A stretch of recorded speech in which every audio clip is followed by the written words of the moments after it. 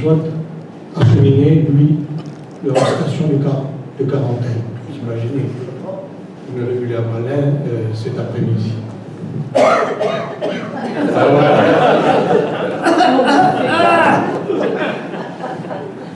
J'avais 36,6 ce matin à la... 36,6, donc je suis encore pas contagieux. Hein. Enfin, j'étais en Italie il y a 3 jours.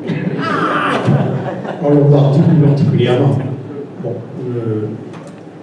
inutile de vous dire que Dominique Bolton a un CV très très long, donc nous allons certainement dire l'essentiel, qu'il est sociologue, directeur de recherche en sciences de la communication au Centre national de la recherche, le CNRS, directeur de la revue internationale Hermès, et que sa préoccupation sont des champs qu'il laboure, des champs de la communication.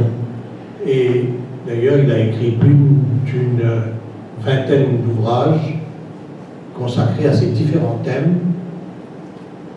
Il faut dire que ces préoccupations sont une espèce de parapluie, pas celui de Rihanna manifestement, qui recoupe plusieurs sujets de réflexion profonde.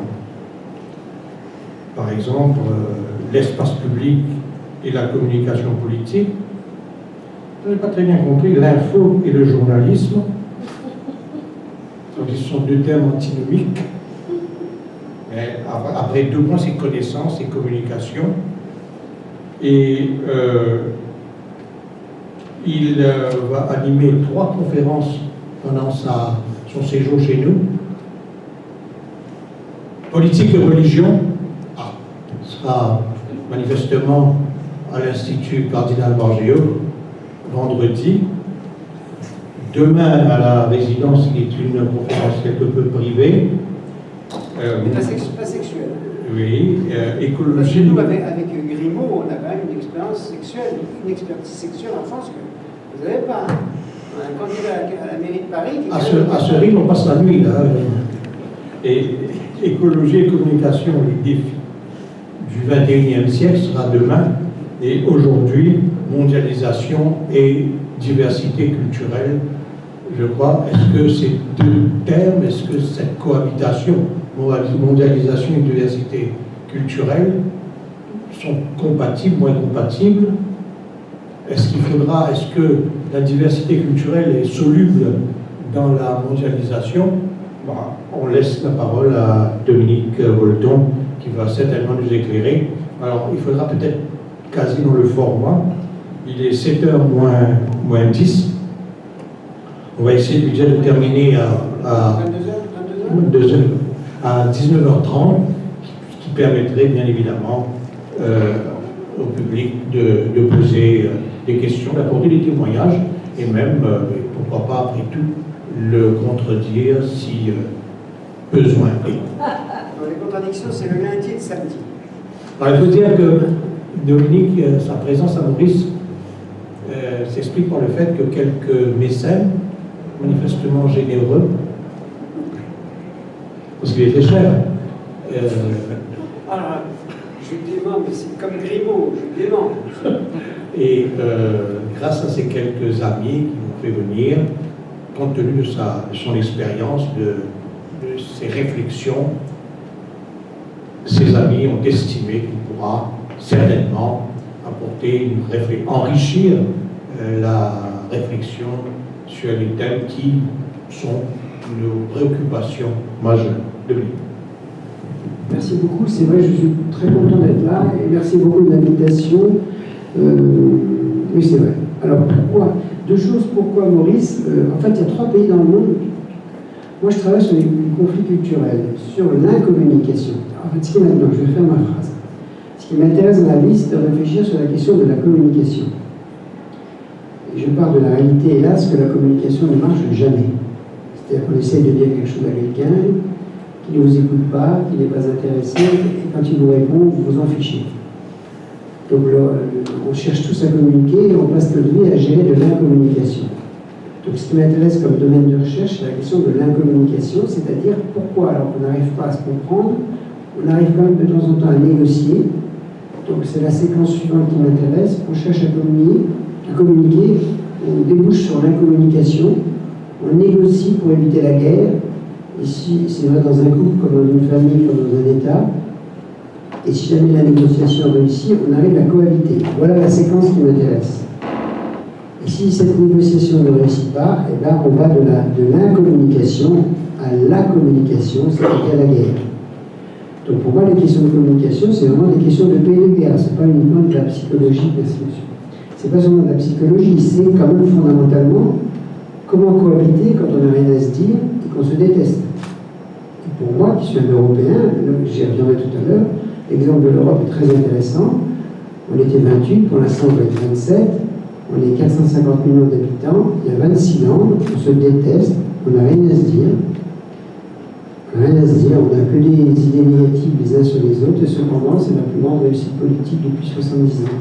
Parce que malgré toutes ces haines, toutes ces incommunications, dont je vais publier un livre dans 8 jours, où j'explique que les Européens, au lieu de tout le temps en train de pleurer, on ne se comprend pas, ça ne marche pas, il ferait mieux de comprendre qu'il y a un renversement théorique qui vient de se produire avec la mondialisation, c'est-à-dire que c'est à partir de l'incommunication que l'on peut faire des choses. On dit l'incommunication n'est pas ce qui empêche d'agir, mais c'est au contraire ce qui permet d'agir.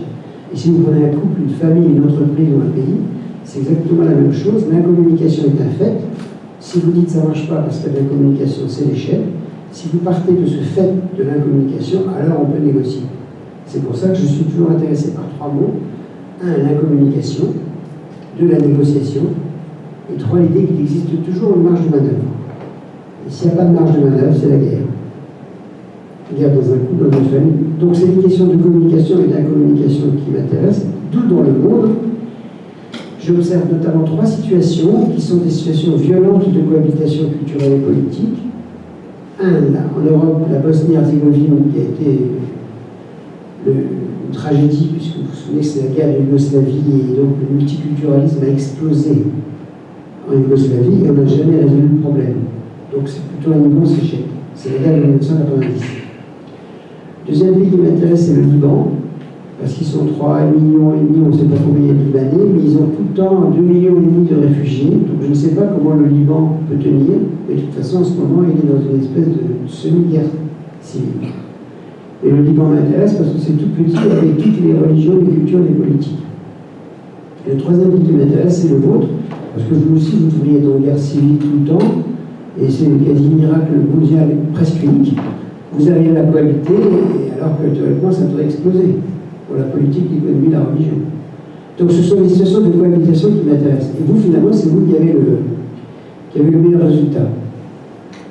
Donc, plus quelques amis que j'ai dans la salle, et merci pour la générosité, c'est vrai, mais c'est vraiment... Quand je dis aux gens que Maurice est un cas unique au monde, on me regarde, tout le monde pense vacances, mais moi je ne pense pas vacances. Là, c'était drôle dans l'avion ce matin, quand on a...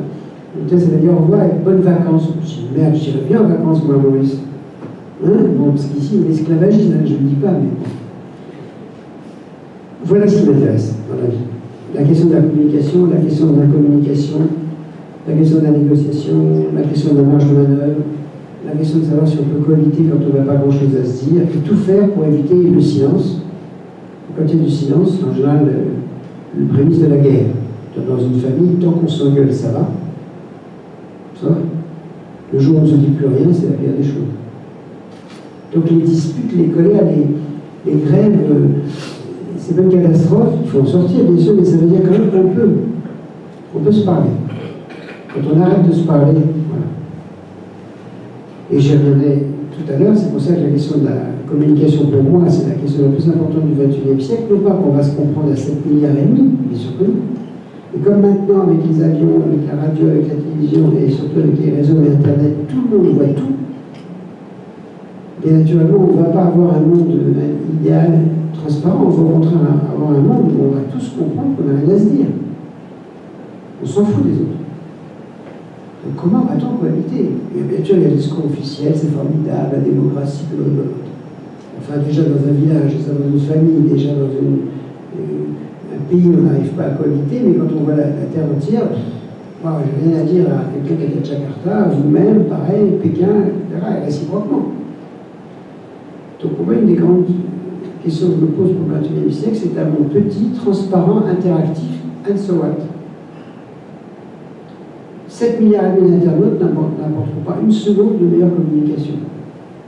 Et c'est pour ça que je me bats pour une définition politique de la communication. Pour moi, la communication, c'est de la politique, au sens de la paix et de la guerre. C'est d'abord une question humaine et pas une question technique. On peut mettre tous les réseaux, tous les satellites autour de la Terre, c'est pas ça qui fera. Autrement dit, si vous êtes un salaud avec Internet, vous serez un salaud avec ou sans Internet. Si vous êtes un homme pacifique ou une femme pacifique, vous serez. C'est pas la technique qui fait l'homme. C'est pas la technique qui fait la politique. Et comme les hommes ont du mal à s'entendre, naturellement, ils sont ravis d'avoir des techniques. Parce qu'eux, ils pensent qu'avec les techniques, ça va marcher.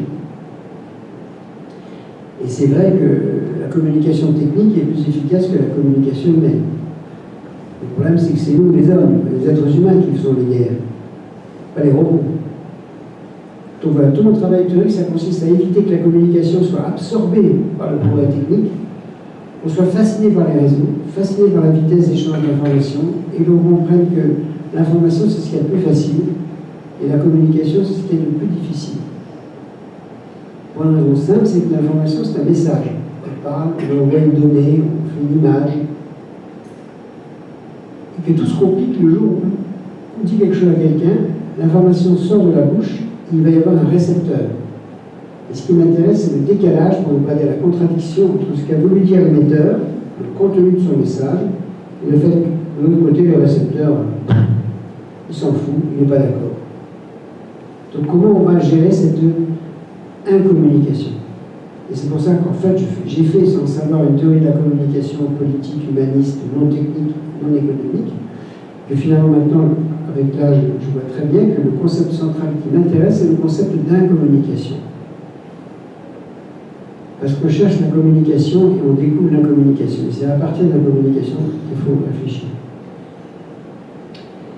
On m'entend bien là ou pas? Ah oui, si je parle trop vite, surtout vous me le dites, parce que j'ai plusieurs maladies mentales, notamment celui de la vitesse. En plus, je passe mon temps à dire aux gens qu'on va trop vite, donc je suis en complète contradiction. Enfin. Donc moi, j'ai choisi mondialisation et diversité culturelle. Et ça renvoie d'ailleurs à un livre, je crois que ça s'appelle Notre mondialisation, que j'ai dû écrire il y a 22 ans. Est-ce que tout le monde entend bien Ça a baissé un peu là. Hein? Ça a un peu baissé là.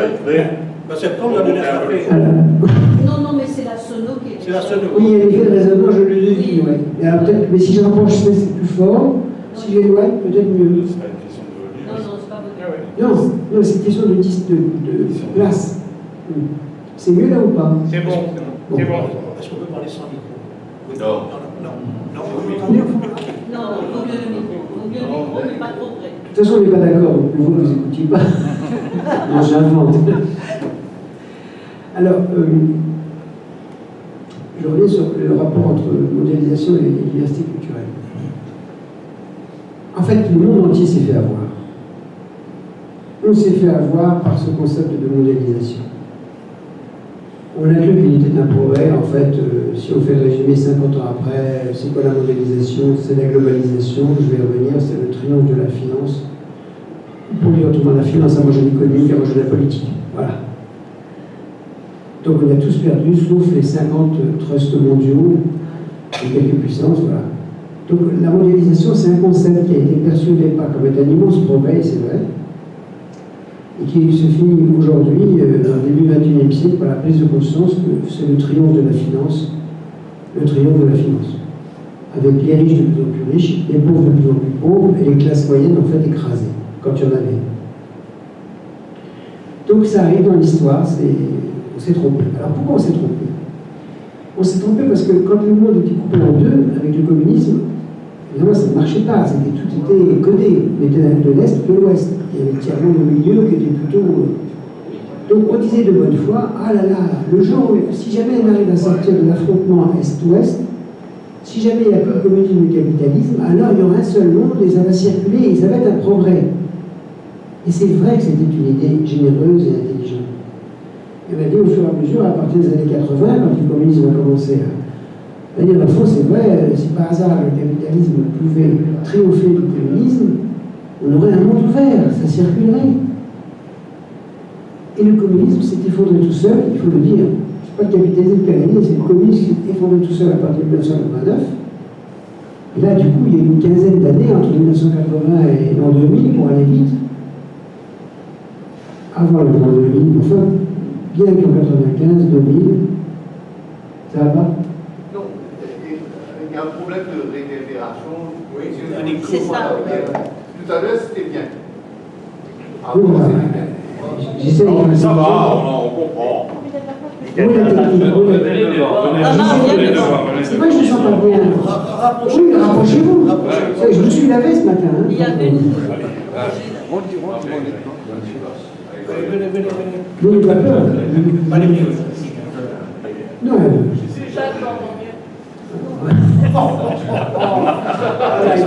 Excellent. Toutes les armes sont bonnes dans le rapport aux femmes. Toutes les armes. Donc on a cru de bonne foi qu'un monde ouvert, sans communisme, relancerait l'économie mondiale, le capitalisme serait mondial, ce serait vachement bien, Puis très vite, évidemment, c'est le capitalisme qui va emporter la finance, et on s'est aperçu que la loi du capitalisme était évidemment beaucoup plus forte que la loi d'ouverture. Que même si on pouvait faire circuler les marchandises et les hommes, pas les pauvres, les hommes riches. Oui, très bien, mais que finalement, donc on a eu cette espèce de prise de conscience que la globalisation n'était pas synonyme de mondialisation. Dans l'idée de mondialisation, il y a un projet politique de se rapprocher les uns des autres. Dans l'idée de globalisation, c'est le capitalisme triomphe. Et évidemment, c'est ce qui s'est passé. Et on a du mal à sortir de cette idéologie de la mondialisation. Si je prends le cas de l'Europe, qui est quand même la première puissance au monde, les États-Unis sont une première puissance, mais le jour où l'Europe se réveillera, vous savez, l'Europe, c'est 500 millions d'habitants. Je l'ai dit, 27 pays, 26 langues.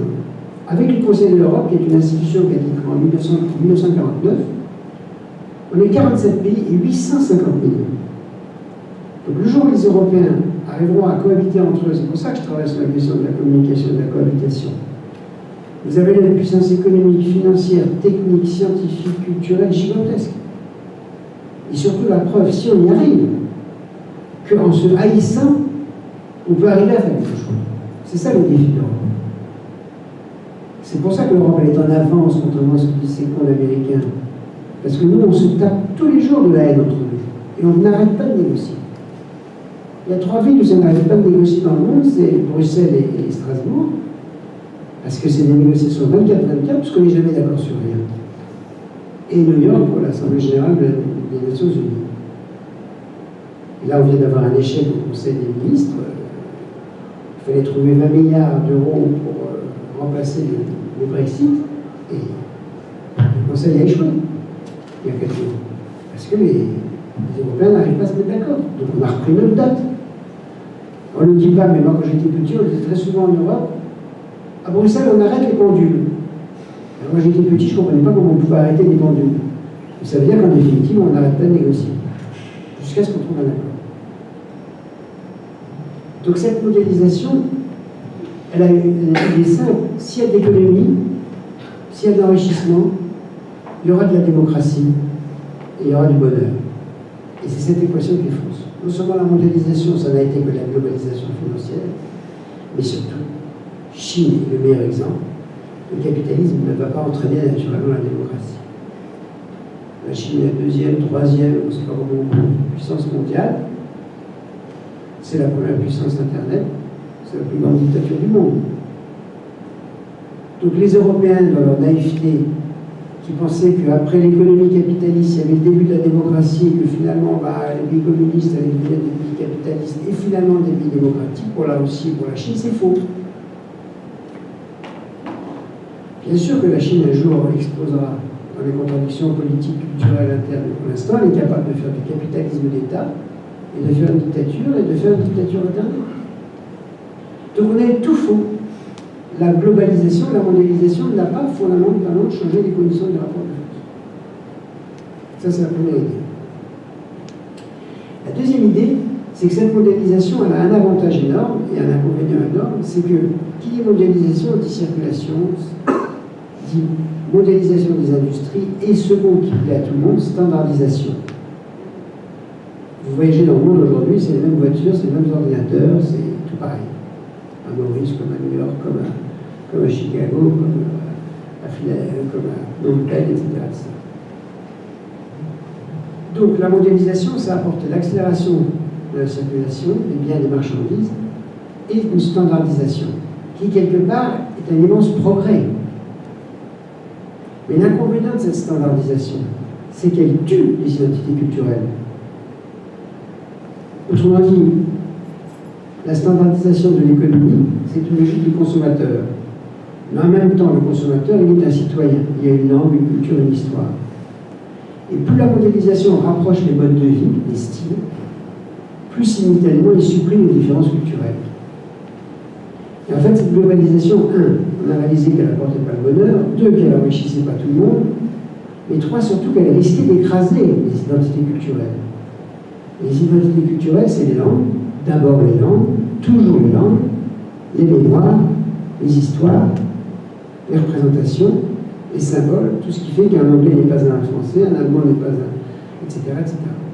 Et cette histoire-là, on ne l'avait pas vue du tout. Puisqu'on avait un schéma faux et simple, tout circulera, les gens se comprendront mieux, puisqu'il y aura beaucoup plus d'informations. Et donc, du coup, la cohésion sera plus forte. On a découvert que les informations peuvent aller très vite, parce que les informations vont très vite qu'on se comprend mieux. Et parce qu'on vient là, au premier chapitre de ce qui m'intéresse, c'est que l'information, c'est le message, la communication, c'est la relation. C'est beaucoup plus dur, la relation.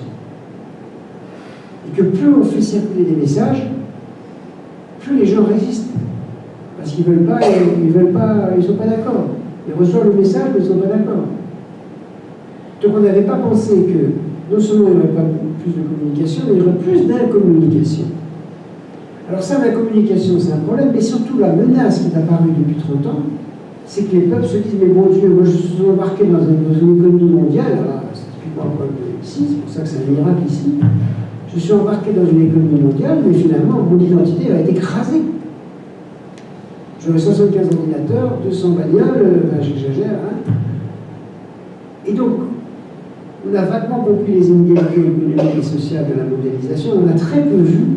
Le principal problème de la mondialisation, c'est la disparition de la diversité culturelle. Alors vous et moi, on ne fait pas la guerre pour l'économie.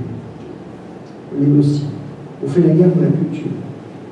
La langue, la vision de Dieu, la politique, de la liberté, les racines, les traditions, les mémoires, les territoires, les frontières, tout ce qui fait qu'on n'est pas mourir. Et donc la prise de conscience de cette mondialisation qui n'apportait pas le bonheur, c'était ensuite qu'elle écrasait la différence culturelle.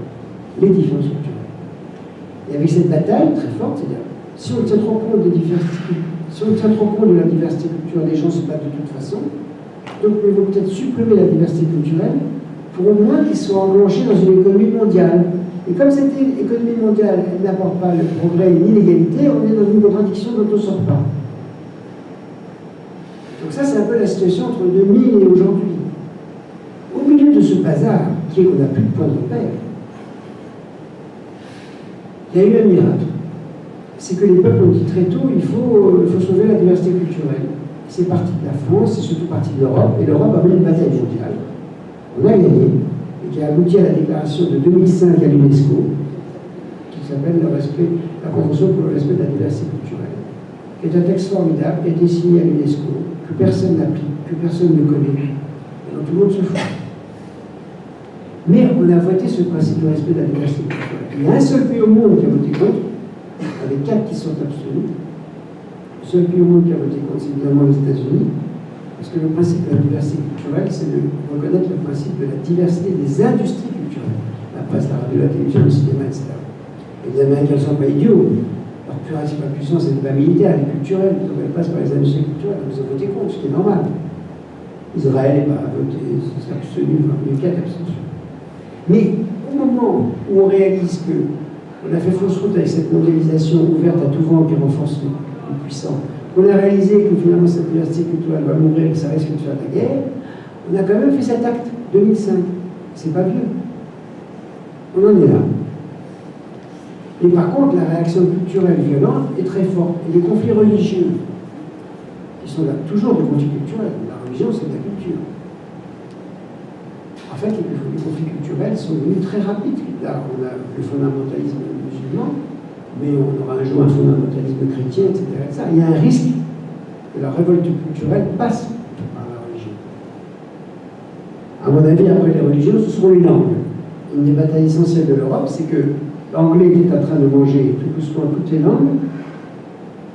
Et les technocrates, tout le monde rêve de parler en anglais parce que ça fait très intelligent, etc. Les Anglais sortent de l'Europe. Je ne sais pas si ça va rééquilibrer les autres langues. Mais si par malheur, en Europe, l'anglais s'impose comme une langue de travail à tous les pays, là, je pense que c'est la guerre dans 10 ans. Dans un premier temps, tout le monde va dire c'est vachement bien, ça coûte moins cher, il n'y a pas de traduction, etc. Dans un deuxième temps, le peuple dire oh, merde, fuck. Et c'est pour ça que l'Europe est intéressante, c'est qu'elle pose la question que oui, il faut de la traduction. Oui, il faut apprendre plusieurs langues. Oui, on peut avoir l'anglais pour 400 mots pour se comprendre. Et que non, aucune langue ne peut s'imposer à toutes les autres. On est obligé de perdre le temps de la traduction et d'apprendre plusieurs langues à la fois. Et la bataille des langues, elle est, à mon avis, au moins aussi importante que la bataille des religions. Après, il y aura les symboles, etc. Donc la mondialisation, 1, elle a apporté la liberté, la standardisation, mais elle n'a pas révélé les inégalités. 2, elle a révélé cette question des identités culturelles. 3, il y a la déclaration formidable de 2005. Et c'est moi, pour ça j'arrive à ce qui est le cœur de mon travail, c'est ce que j'appelle la troisième mondialisation, c'est-à-dire après la politique, en gros l'ONU, qui est quand même une révolution formidable, l'économie ouverte, à condition qu'il y ait l'OMC pour la contrôler. Le problème principal du XXIe siècle, c'est qu'il va bien falloir gérer la diversité culturelle. Et c'est pour ça que je mets ensemble mondialisation et diversité culturelle. Parce qu'au bout d'un moment, je prends un exemple simple, c'est fou. Le dernier mur, enfin le mur le plus important, le mur de Berlin, est tombé en 90. Il n'y a jamais eu, en 2020, donc c'est 20 ans, 30 ans, il n'y a jamais eu autant de murs aujourd'hui. Je ne parle même pas du mur entre le Mexique et les États-Unis. Et ça veut dire que dès que les hommes sont libérés, la haine de l'autre, l'insupportabilité, vous avez de la chance, vous avez de la mer autour de vous. Donc votre mur, c'est l'eau. Hein? Et partout, on fait des murs. Donc d'ailleurs, le pape, vous savez, mon dernier livre, j'ai passé un an et demi avec le pape, qui est un politique, pas François, hein, pas l'autre, je n'aurais pas pu parler avec et le pape François a une formule qui dit tout le temps dans le monde, il faut et je ne suis pas très croyant en plus. Donc il a bien voulu passer un an et demi à discuter avec un agnostique français, voltairien, laïque, pas trop catho de culture, mais pas trop catho. Il passe une phrase qui dit tout le temps, qui est très simple, qui dit dans le monde entier, il faut détruire les murs et construire les ponts. Et il n'y a jamais autant de murs qu'en ce moment. Mais les murs physiques. Regardez le fou de Trump. Donc, la diversité culturelle, c'est la bombe à retardement de la mondialisation. Donc, qu'est-ce qu'il va falloir faire? Et c'est là où on est sur il va falloir respecter la diversité culturelle en évitant que la diversité culturelle ne se transforme elle-même en un immense phénomène de repli identitaire culturel. Parce qu'une fois qu'on valorise la diversité culturelle, on peut très bien arriver à un moment où chacun reste chez soi. Et on peut se tuer de la même manière. Les massacres religieux, ils existent depuis le début de l'humanité. Donc il faut arriver à poser le principe de la laïcité. C'est quand même l'Europe, à tous les défauts du monde, mais c'est quand même l'Europe qui a posé le premier principe de la laïcité. C'est les Français qui l'ont traité le plus radicalement, trop radicalement, mais quand même. En Europe, on est d'accord sur rien entre nous, y compris sur la laïcité. Et finalement, on accepte le principe de la laïcité, c'est-à-dire au niveau le plus simple, ne pas mélanger le religieux et le politique. Et moi, je pense que, vu la montée des conflits culturels et religieux dans le monde, il faut absolument imposer le principe de la laïcité. Évidemment, on n'y arrive pas. Et c'est là où les Européens sont idiots, c'est qu'ils sont d'accord en rien entre eux, mais ils sentent bien, parce qu'il y a tellement de guerres de religion en Europe, que, bon Dieu, il faut laisser le politique et le religieux séparés. Et non seulement on n'arrive pas à l'accepter pour nous, on n'est même pas capable de le revendiquer au niveau mondial. Quand vous allez aux États-Unis, vous votez sur la Bible. Hein. C'est une horreur. Vous votez sur la Bible aussi? Le président, là, tout ça? Comment vous votez? Non. Comment vous votez? Il y a un président qui est là, le président il va répondre. Kassam, Alors, Kassam, tu as prêté serment sur la Bible? Non, mais ici, on a le choix. Il y a un choix. Juridiquement, on a un choix. Soit tu Non, les questions, les interventions, c'est pour après. c'est moi qui fais du bordel. On répondra. D'accord. Après, il y a un format à respecter. Non, mais il y a une pose question. Oui, mais c'est moi qui fais du bordel. Donc, je pense que pour cette question des montées culturelles et des montées religieuses, il va falloir trouver un principe de laïcité. Le plus simple, c'est quand même en gros de séparer la religion du politique. Ça ne suffit pas, parce qu'on peut se tuer pour toute chose, mais quand même. Par contre, ça va coûter cher la mondialisation. Parce que si on admet qu'il faut respecter la diversité culturelle, c'est donc la diversité des langues, la diversité des cultures, un minimum de respect mutuel. Et c'est pour ça que je reviens toujours à l'Europe, parce que c'est un formidable exemple. On n'a rien à se dire, on ne se comprend pas, on se déteste, on arrive à faire du business, un peu de politique, mais on ne connaît pas les histoires des autres pays. Un petit Français ne connaît pas. Les seuls qu'on connaisse, les Français, c'est les Anglais. Parce que ça fait 5 siècles qu'on se bat ensemble. Les Allemands, on ne les aime pas, mais c'est réciproque. Et ça va comme ça sur 27 pays. Et 47 si on fait la Conseil de l'Europe. Donc l'exemple de l'Europe est bien là pour montrer que même si on n'a rien à se dire et qu'on n'a pas trop envie de se connaître, il faut quand même se connaître un petit peu. Et donc il faut chercher des moyens. Donc un des moyens les plus simples, il va falloir transformer. Il faut faire des universités mondiales. Il faut faire des cités internationales de l'éducation. Il faut faire des Erasmus mondiaux. Il faut faire circuler les jeunes et les profs et les artisans. Pour que les gens... Le seul avantage de la jeunesse, c'est qu'on est moins raciste à 25 ans qu'on l'est à 60. Et encore. En fait, je fais de la main gauche, t'as vu. Je suis pas con, je suis comme Pascal. Je me dis, on ne sait jamais s'il y a quelque chose là-haut, il faut quand même dire. Donc il faut circuler, faire circuler la jeunesse. Et une des tragédies de la mondialisation aujourd'hui, c'est qu'on ne donne aucun message politique à la jeunesse. Qu'est-ce qu'on dit aux jeunes? Consommez et équipez-vous de 3G, de 4G, de 5G, de 6G. Passez 72 heures par jour sur les câbles. C'est pour ça que la bataille politique, elle passera évidemment par la régulation de la société numérique, évidemment par la prise de distance par rapport aux GAFA. Évidemment par la... Et donc on arrive toujours sur cette question, mais comment vous vous démerdez, vous les Mauriciens? Vous êtes petits, pas nombreux, d'accord sur rien, pas les mêmes racines, et vous ne vous tuez pas. Moi, je n'ai pas de réponse à la question. Et vous méritez quand même... il y a quand même toutes les raisons, vous êtes loin de tout. Au départ, comme l'a rappelé aujourd'hui Jean-Claude, les experts au moment de l'indépendance avaient bien rappelé que vous étiez complètement idiots, vous étiez incapables de faire la croissance. Donc je ne sais pas. Alors, hélas, l'expérience de Maurice ne peut pas être exportée ailleurs. Il y a un pays qui m'intéresse aussi pas mal, c'est en Afrique, c'est le Cameroun. Parce qu'il va, non seulement parce que je suis au Cameroun, c'est vrai, mais parce qu'il va de la Tchad, il va de la Tchad jusqu'à l'Équateur. Et les pays qui tirent des distances culturelles comme ça, c'est... Donc voilà, la diversité culturelle, c'est l'épine dans le pied de la mondialisation. Et on ne se battra pas seulement pour les inégalités économiques et sociales, on se battra aussi pour les identités culturelles. Et le point que je veux dire, c'est que pour la culture, on est prêt à mourir, pas pour l'économie. Et c'est ça qui va être devant la guerre en ce moment. Et c'est pour ça que gagner contre les fondamentalismes religieux, c'est fondamental. Moi, je prends l'exemple de la France. On est en train de fabriquer à Mayotte le plus grand arsenal, en France, pour sa bêtise, le plus grand arsenal d'islamisme fondamentaliste. Les Réunionnais sont racistes et ne supportent pas les Mahorais. Et les Mahorais, les pauvres, c'est fou, c'est la folie, cette séparation des Comores. Et on est en train de transformer Mayotte en un département avec toute la folie française, bureaucratique, dans l'océan Indien. Les peuples sont raison, hein. Et tout le monde à Paris sait que c'est une connerie. L'histoire est fascinante. On n'arrête jamais les rouleaux compresseurs. J'imagine parce qu'on a un autre problème aussi, c'est toute la Malaisie. Où là, il y a aussi un islam qui est un islam modéré. Et comme on n'a rien été capable de faire, le trou du dollar, etc., de toute façon, les autres ruptures culturelles et religieuses, elles sont...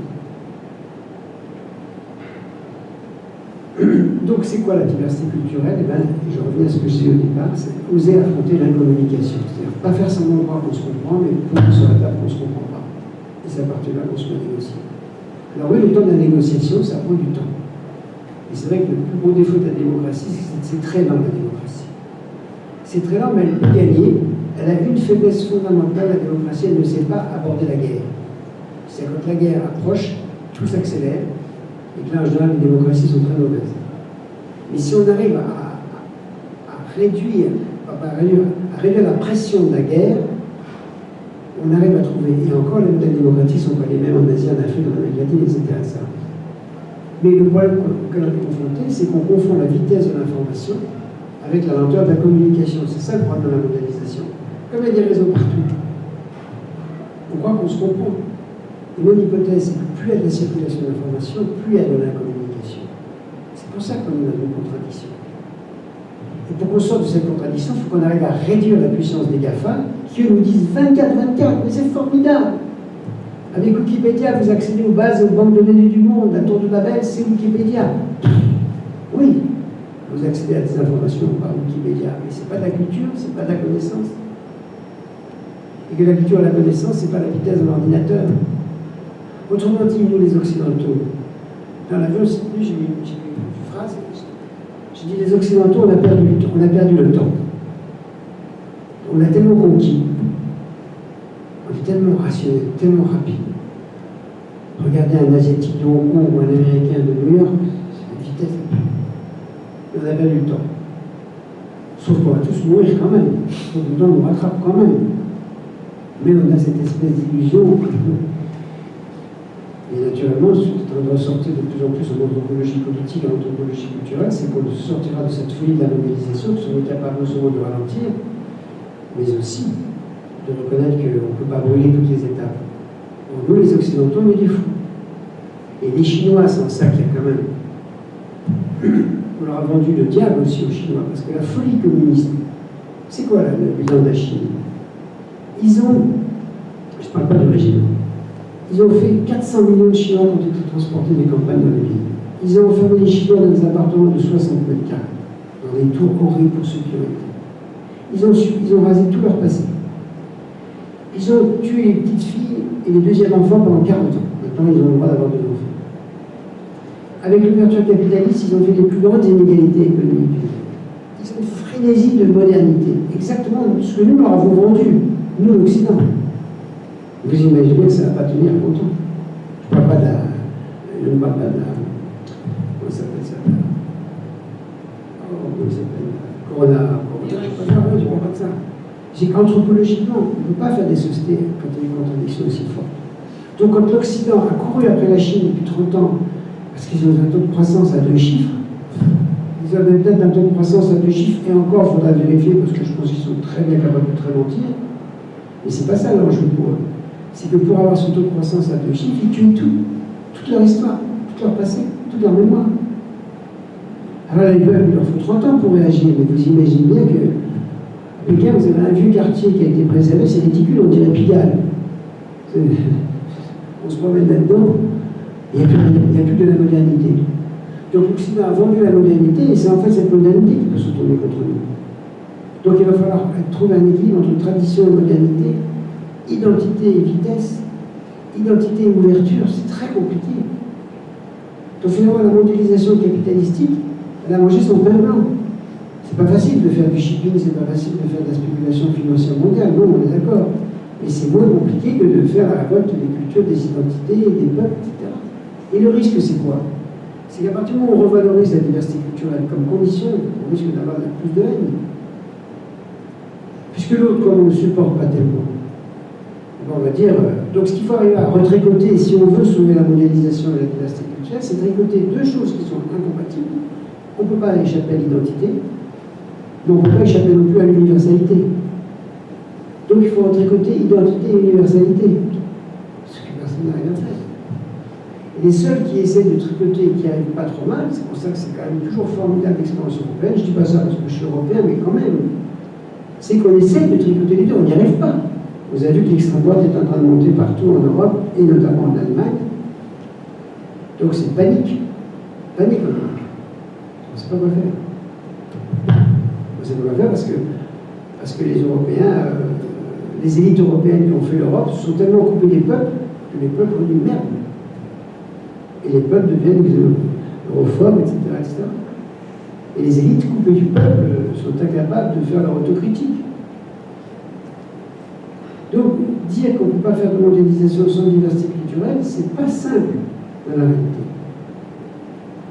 Et c'est pour ça que les contradictions de l'Europe, moi, me paraissent intéressantes. Donc, ça veut quand même dire sortir de l'idéologie, si on veut avancer un peu, sortir de l'idéologie numérique, ne jamais abandonner l'histoire, récupérer toutes les traditions, faire circuler les jeunes dans le monde entier, faire un Erasmus mondial, revaloriser les langues. Et je prends par exemple un pays qui est invraisemblable, vous êtes francophile et francophone, c'est invraisemblable. J'ai sorti un numéro de ma revue Hermès sur les langues romanes, parce que vous êtes dans les langues romanes avec le français. Et ceux qui ont des langues romanes, c'est-à-dire qui ont des racines latines, il y en a 1 milliard de locuteurs arabes. Je vais faire ma phrase autrement. L'hindi et le pékinois, c'est 1,3 milliard de locuteurs. Et langue romane, c'est 1 milliard de locuteurs. Donc, du point de vue de la diversité culturelle, c'est fondamental. Et dans cette langue romane, cette fichue langue française, elle a toujours une espèce de statut très important parce que c'est la langue de la liberté, de la politique et de l'amour. Donc, c'est une langue de subversion. Les Espagnols sont dans une expansion extraordinaire. Les Espagnols sont en train d'avoir la revanche contre les États-Unis. Et un jour, l'espagnol sera la première langue à New York. Les vengeances, c'est des choses qui se mangent froides. Donc c'est pas simple, ce que je dis, il n'y a pas de solution simple. Mais en tout cas, on ne peut pas continuer à s'imaginer que la finance va faire la paix. Elle fait la guerre. Regardez la crise de 2008. Qu'est-ce qu'on dit? Plus de 2 ans maintenant, on dit, il va y avoir une nouvelle crise financière. Ça y est, c'est dans 6 mois, c'est dans 3 mois. Donc les pays pauvres n'ont même pas réussi à amortir la crise de 2008, on est déjà en train de... C'est pas une crise économique, c'est une crise financière. Tant qu'on n'arrive pas à sortir du fait que la finance a mangé l'économie, qui a mangé la politique, on ne peut rien faire. Mais est-ce que les politiques vont être capables de contrôler l'économie et la finance? Pour l'instant, non. Dans le monde, non. Et heureusement qu'il reste les valeurs de l'ONU. C'est la seule grammaire qu'on ait. Hein. Et l'ONU, c'est quand même, alors je disais dans l'avion ce matin, hier soir, que Guterres, qui est le secrétaire général de l'ONU, quand il était Premier ministre portugais, c'était pas un génie. On a cru qu'il serait un bon secrétaire général de l'ONU, puis on s'aperçoit que sur les droits de l'homme, il commence à... Alors c'est rien les droits de l'homme. Si on bafoue la liberté, les droits de l'homme, la liberté d'information, il y a 4-5 concepts essentiels, il ne faut pas les lâcher, quoi. Donc la négociation est difficile. Les Européens sont tellement occupés d'eux-mêmes qu'ils sont incapables d'avoir une vision du monde. Alors c'est pas grave, on fait attention à ce que pensent les Européens, mais on n'est pas assez courageux pour prendre une position mondiale sur la plupart des sujets. On l'a fait vaguement sur le climat. Mais on n'est pas capable, parce qu'on est d'accord sur rien entre nous. Alors dans l'Europe, il y a, c'est une idée, j'ai encore pas écrit là-dessus, mais je vais le faire, là, je vais le faire assassiner. Une de mes hypothèses sur le fait que l'Europe a du mal dans la mondialisation, c'est que nous avons un petit cadavre dans le placard, les Européens, ça s'appelle le bilan de la colonisation. Puisque toute la colonisation mondiale, c'est nous qui l'avons faite, à partir du 15e. Donc toutes les puissances coloniales ont été des puissances européennes. Et le colonialisme colonial s'est terminé, comme on le sait, c'est que les puissances coloniales ont été battues, militairement ou politiquement. Ça, plus les 2 guerres mondiales, les Européens sont sonnés. Ils remontent politiquement et économiquement, mais ils n'arrivent pas à débattre du bilan de la colonisation. Et mon hypothèse, elle est simple, c'est que tant qu'on ne peut pas parler de ça, on ne pourra pas retrouver une place mondiale. C'est-à-dire que ce qui domine aujourd'hui avec le discours de l'ONU, etc., c'est les puissances coloniales, c'était des salauds, ce qui est vrai, des pourris, ce qui est vrai, mais pas seulement. Et c'est pas seulement qu'on n'arrive pas à faire sortir. Et mon hypothèse, c'est que tant qu'on n'arrive pas à faire un bilan relativement équilibré de ce que ça a été la colonisation dans le monde, le siècle et demi, on n'arrivera pas à réintroduire d'autres rapports. Parce qu'en plus, les modèles de colonisation, c'est pas la même chose que les Espagnols, Portugais, Hollandais, Allemands, Français. En gros, les pires, c'était les Hollandais et les Allemands. Probablement les moins pires, les Portugais. Parce que les Portugais, ils s'en foutaient, ils faisaient des comptoirs et ils n'avaient pas de projet politique. Les Français, c'était compliqué. Donc, je pense que dans la manière dont l'Europe pourrait reprendre une position intellectuelle, politique et diplomatique dans la mondialisation, serait qu'elle soit capable d'assumer sa propre histoire coloniale. Et c'est une. Et c'est pour les guerres de la France, c'est typique. Il y a la défaite de 1940 qui était un échec effrayant. Il y a la défaite de la guerre d'Indochine. Et derrière, c'est la défaite de l'Algérie. Alors, les Britanniques sont beaucoup plus courageux que nous. Ils ont un orgueil insubmersible. Donc, ils ont quitté l'Empire colonial. Comme ils viennent de quitter l'Europe. Il faut que j'arrête. 5 minutes, merde. Ah, 5 heures. Donc, je finis. J'ai une phrase à deux. La question du XXe siècle, pour moi, c'est la question de l'écologie. C'est-à-dire que, même si ce n'est pas résolu, on a quand même posé politiquement la question qu'il faut que les hommes ne laissent pas une poubelle à leurs petits-enfants et qu'il faut qu'on respecte le rapport avec les animaux, le respect avec la nature. On va y arriver. Parce que je pense que le capitalisme, un jour, sera écologique. C'est peut-être la meilleure des choses à espérer. Si on peut gagner de l'argent avec l'écologie, ben, les capitalistes ne sont pas cons. Ils ont gagné de l'argent en tuant la nature et les animaux aussi peuvent gagner de l'argent. Et moi, ce qui m'intéresse, ce n'est pas l'écologie. Ce qui m'intéresse, c'est la communication. Et je pense que c'est la bataille politique qui viendra après la question de l'écologie. C'est-à-dire, dans l'écologie, il faut respecter le rapport avec la nature et les animaux. Très bien. Mais les animaux, ça ne pose pas tellement. Parce que la communication, c'est entre les êtres humains. Et on n'arrête pas de causer entre nous. Et on n'arrête pas de se détester. Et on n'arrête pas de s'engueuler. Et on n'arrête pas de vouloir se tuer. Donc je pense que la chose la plus simple, c'est l'écologie, le XXe siècle, et c'est pas facile. Et puis nous, le XXIe siècle, on sera confronté à un problème bien plus grave, qui sera comment est-ce qu'on peut organiser la cohabitation entre les peuples, les individus, quand on n'est pas d'accord.